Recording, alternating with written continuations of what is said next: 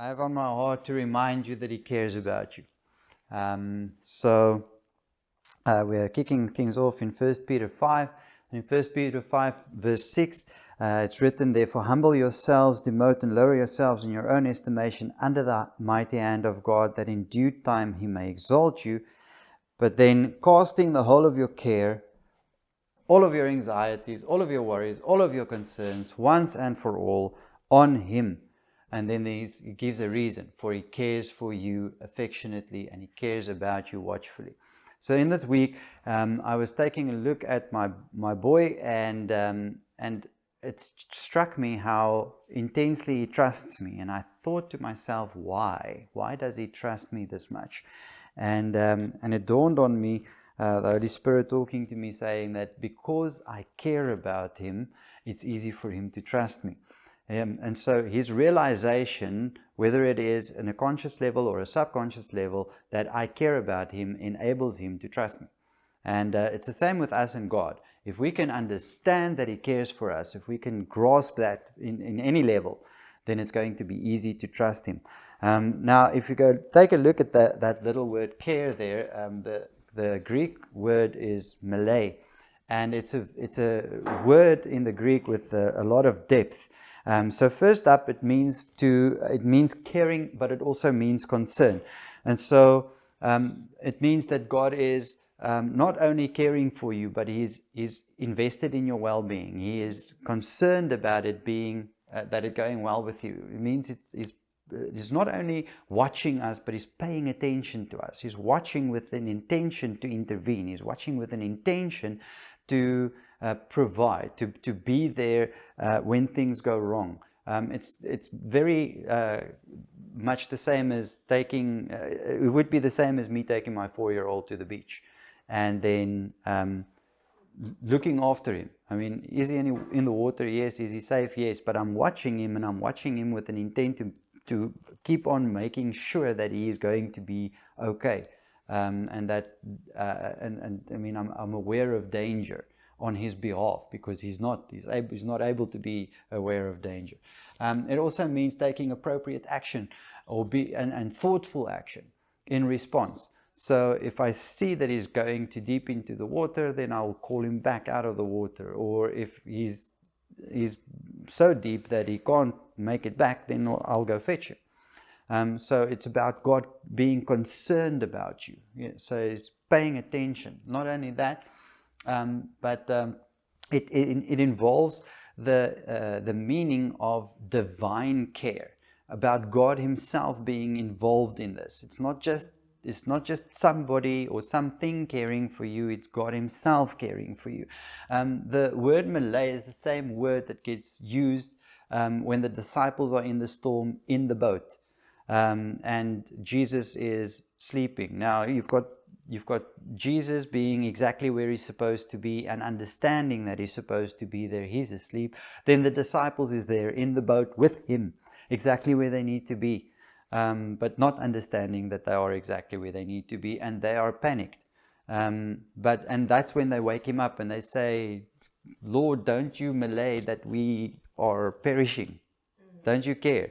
So when we're thinking about the care of God, you have to think about it in that context. If you are in that storm, and perhaps this morning you are in a financial storm, but if you are in that storm, what is the type of response that you're hoping for the person that you're crying out to help for? Because that is who God is. It involves a divine care.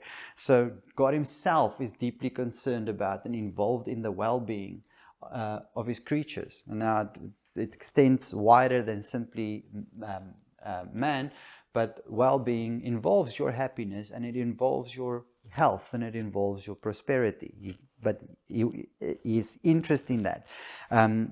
Malay is an expression of interest. In other words, it's not just, He's emotionally invested.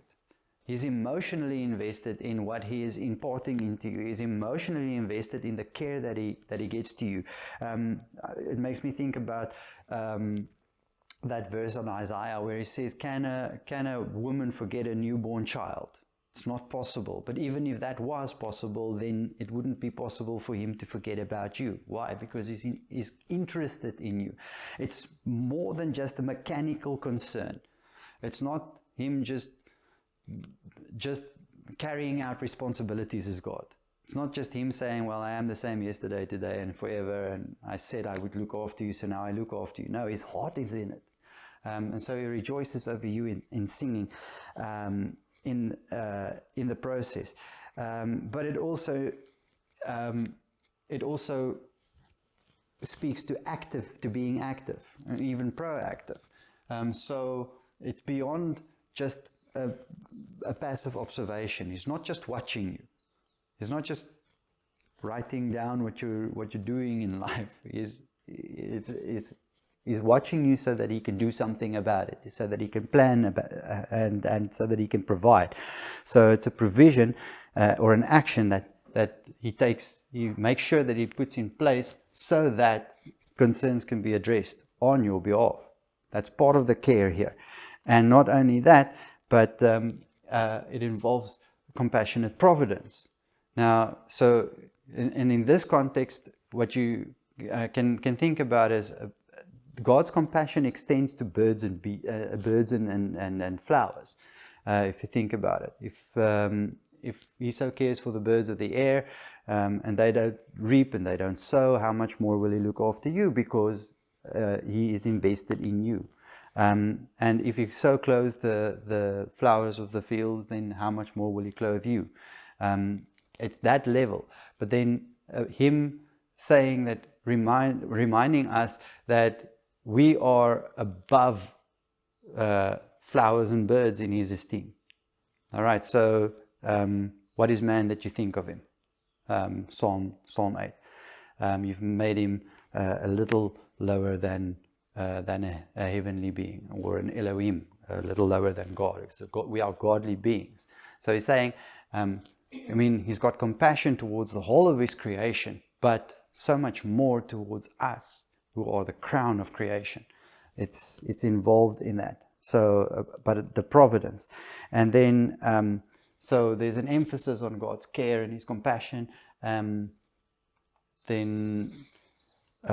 also attention to detail. So this is all still part of the same word. It's just all just dimensions of that word Malay, which means care. So if He cares for you, all of this is involved. So His care extends into the details, in the intricacies. In other words, He understands why the crisis is a crisis. He understands exactly what led up to this point. He understands why you made the decisions that you made, why people around you made the decisions that you made. He understands exactly what the handful of things are that you can do about the situation in whatever way to move forward. He knows the details. And He knows the details not only of your life, but of the people's lives who are influencing the situation. And so it's not the surprise to Him, the detail. But it's part of the plan. It's part of the caring. The details are interwoven into His plan for you, so that you can know that at any given point in time, He's not caught off guard. But if He's not caught off guard, then we don't have to worry about anything. And so it also highlights a meticulous concern for all aspects of the situation. So He's not only going to look at what is in front of you and solve it for here and now, but He's got the big picture in mind as well. So from a bird's eye view, He's looking at it and He understands exactly how the pieces fit together in your life. That's part of the way He cares for us. But then not only that, the care, the word care here sets itself up actively against anxiety.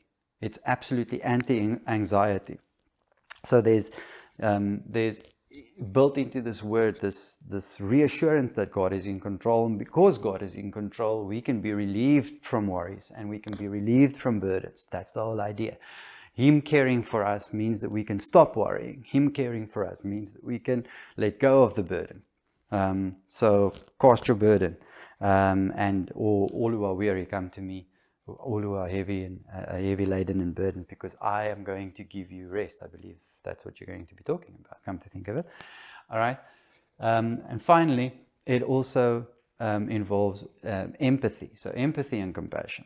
So compassion is something that we keep on hearing here, but then empathy. So empathy, of course, being an understanding from the inside. So not only does he have a bird's eye view of all the detail and the way pieces fit together, but he also understands what is going on inside of my heart and why that is the case. So there's a heartfelt understanding of the situation's significance. If you think about what is written in Hebrews 4:15, we do not have a high priest who is unable to understand and sympathize and have a shared feeling with our weaknesses. But he is being tempted in every respect as we are, only without sinning. God understands the outside, the inside, the intricacies. He's interested in you. He's involved. He is proactively involved. So that then Hebrews 4:16, why then not let us fearlessly and confidently and boldly draw near to the throne of grace, which is the throne of God's unmerited favor to us sinners. You only belong at this throne if you don't deserve it. You can kneel at this throne if you're undeserving. And this is what happens if you don't deserve it. You go kneel at the throne room of grace, that you can receive mercy for your failures, and that you can find grace to help in a good time for every need. That is appropriate help and well-timed help coming just when we need it. So it's exactly what you need, exactly when you need it, also in a financial context. And so cast the whole of your care, all of your anxieties, all your worries, all your concerns once and for all on Him. For He cares for you. He cares for you. He's invested. He's looking. He wants the best for us, and He's capable of doing that. So I'm giving you an opportunity to give. We've got the treasure chest there for cash. We've got a card machine here somewhere, and then of course there's the online details. And bless you as you do so.